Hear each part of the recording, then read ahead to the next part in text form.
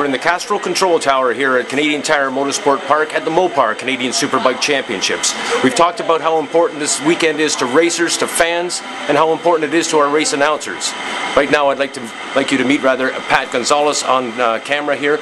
And Pat, perhaps you could share with some of the fans watching CSBK TV how important this weekend is to you.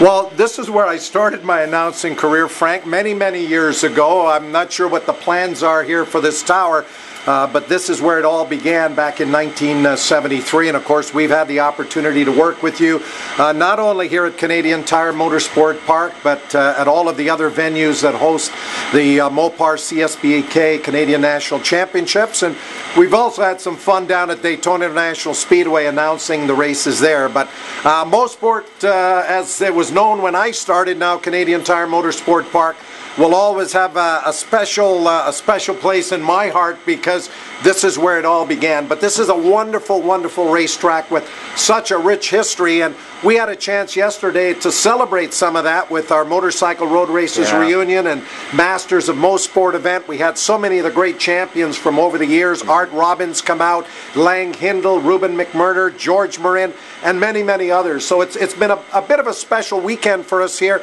Not only the modern day racing, but also a chance to sort of go back to some of the glory days at this racetrack. The Masters of Mosport is a huge addition to this race, Pat, and I personally thank you for that. And I know I speak on behalf of several thousand fans who truly appreciate this history.